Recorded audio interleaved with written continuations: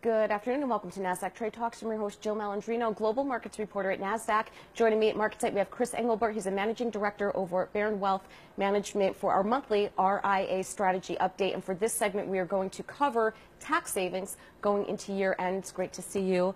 As always, Thanksgiving came and gone really quick, didn't it? Yes, it did, absolutely. And we are now talking about tax savings ideas going into year end. I'm sure you have a lot of clients that are interested in that right now. Yeah, I mean, there's some very simple stuff that can be done. Obviously, if you have a taxable account, you should be pairing off gains versus losses. If you took gains earlier in the year, you've got to go through your portfolio. These are real simple ideas, but sometimes people just don't pay attention to it.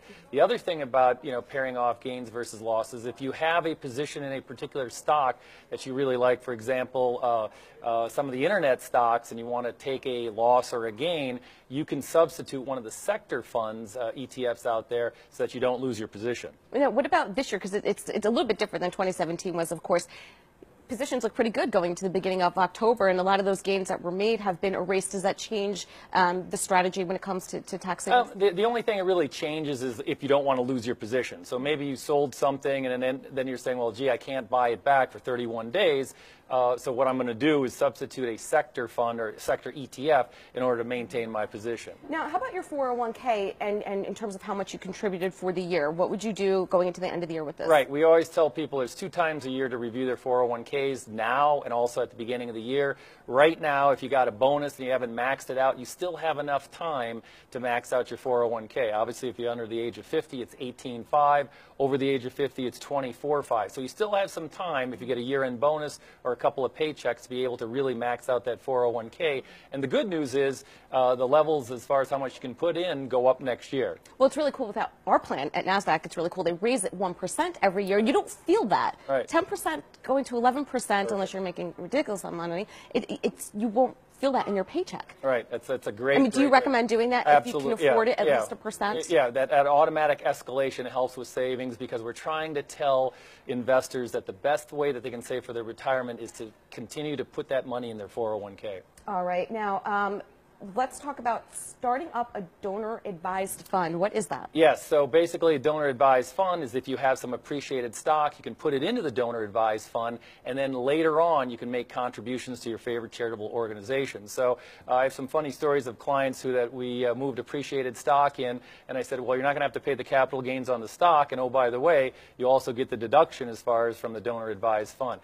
They're really growing in popularity. The minimums have come down. You can put money into a donor-advised fund for as little as $5,000. So, for example, you need a last-minute tax deduction. You could contribute to a donor-advised fund now and then make the donations in 2019. Now, if you're over 70 and a half and you have your RMD, that's your required minimum distribution, what can you do in terms of donations with that? Yeah, a lot of our high-income retired clients, they take their required minimum distribution. It just adds their taxable income. But if they put down to put that money to, again, a charitable organization, they don't have to claim that as income. So, for example, if your RMD is $20,000 a year and you give $5,000 of that to your charitable organization, you're only going to claim $15,000 as far as income goes. All right, let's switch gears and go to our second segment, and we're going to focus on segmenting your book for client services. So we kind of always finish up here with how to best serve your clients.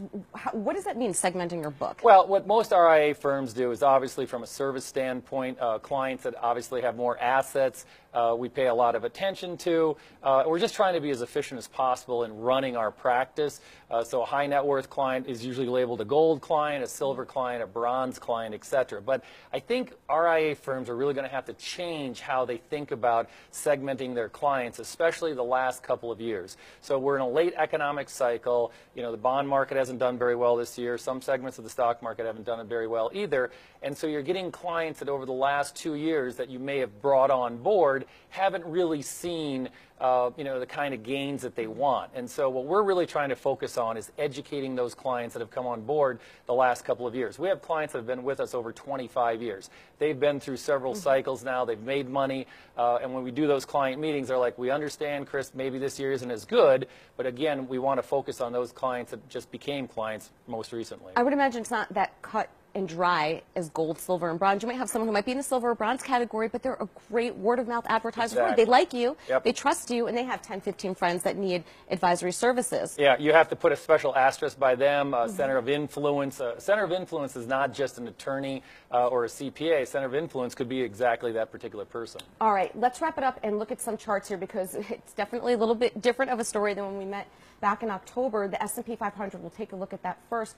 Are we at the start of a bear market? I hate labeling things like this, right, because it's more cyclical than that. Or are you looking for some consolidation? Well, I really think that's the latter. The consolidation makes more sense at this particular time. I mean, a lot of people see the markets had a good uptrend this year, a correction at the beginning of the year. We had a severe correction October, November, but we still are more in the consolidation camp at this particular time. Psychology is changing in the markets. You know, we pointed out in our last month's segment about the 200-day moving average. If we get above that, then the trend should look like it could actually go up over next year. But again, that 200-day moving average becomes very important. Right. I also think, too, we've gotten spoiled over the past 10 years where we've seen asset classes just continually rise. Right. When asset price resets, that's a normal market. Absolutely. Yeah. All right. Now let's look at the NASDAQ composite. Saw some damage with the FANG stocks. Yeah, no question about it. I mean, we've seen that hurt put on. It looks like money is beginning to rotate out of the FANG stocks. I mean, I know that may be a little blasphemy to say that because they've been so strong, but it looks like investors are realizing that there's valuation levels there that are extremely elevated, and that there looks like there's other places to make money in 2019. Right. Well, that's smart investing.